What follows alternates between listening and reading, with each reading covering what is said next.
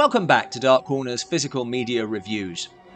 It is a Banshee. The Hammer Presents collection marks a new phase in the releases from John Gore's revitalised company. As explained by Steve Rogers on their website, there are a lot of British horror films that people assume to be Hammer, but which aren't. So, Hammer is embracing, possibly exacerbating, the misconception by releasing a series of these films alongside the collector's edition range of their own titles, starting with a 2-disc set of Cry of the Banshee in 4K and Blu-ray.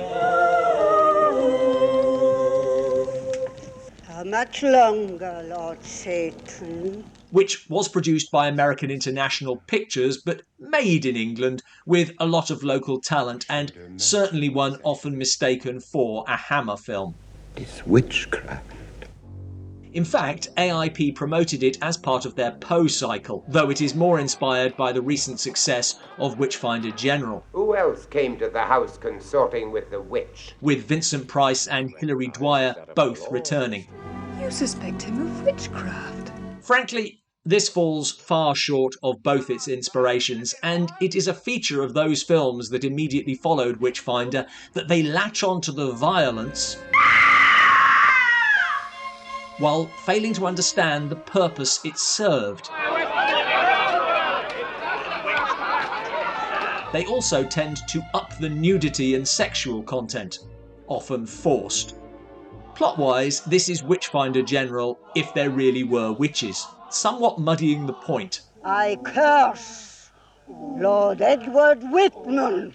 Director Gordon Hessler said that he and screenwriter Christopher Wicking set out to rewrite Tim Kelly's original script and make the witches more sympathetic, but AIP cut this work short, potentially leaving the film neither one thing nor the other. When I'm flying, I can shoot down any Christian who sees me. There does seem to have been a certain amount of behind-the-scenes disquiet. Price himself was in dispute with AIP and not at all happy, though he gives a typically bravura performance. Might try and see if he's really one of us, really a Whitman.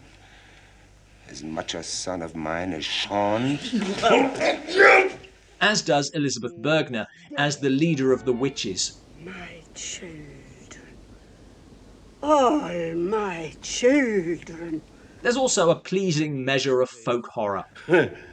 These old gods will be roaring with anger. This new strand of releases are not as feature-packed as Hammer's homegrown releases, but they're cheaper. And when it comes to the film's presentation, Hammer cuts no corners. This is a stellar restoration with new surround sound mix as well as the original mono soundtrack. The director's cut of the film is significantly different to the more PG theatrical cut, with more depravity, nudity and graphic torture. Also, reordered scenes, a different score by Wilfred Josephs, and the opening credit sequence of Terry Gilliam, done a few years before Monty Python made his style famous. Quite distracting now, and totally works if you change the music. There's a very enjoyable commentary track from author, filmmaker and horror fan Chris Alexander, who is passionate and knowledgeable about the film and the stories surrounding it. For Chris, nostalgia means he favours the theatrical cut, which is also included.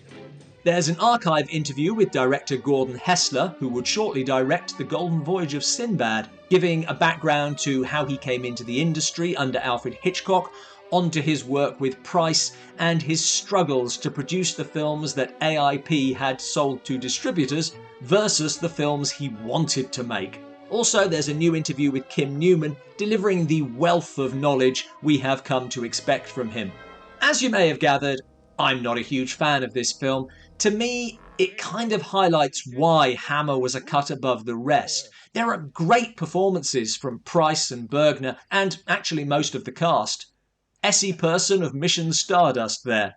It lacks the atmosphere, but Hessler brings real energy to it, and there are some nice lines too. I suppose you know, we're cursed from hell to Christmas, we Whitmans. For me, that's not enough to get past the exploitationness of it all. I don't like torture, and although the theatrical cut shows less, That's still what it's about. It feels like a series of excuses for showing women in pain. I also think it's a great example of a problem that continues to this day, that when original films do well, the message producers take away is to make increasingly watered-down copies rather than recognising the value of originality. Then again, if we didn't go and see them, then they wouldn't make them. So it's really our fault. If you're a fan of the film, this is a great package. If you're not, the extras are interesting. I don't think they're enough to make it worthwhile. Thanks for watching. Please check out our videos on Witchfinder General and the Roger Corman Poe films. Cry of the Banshee is not to my taste, but are there any fans of this one who'd care to mount a defence? Let us know your thoughts in the comments below.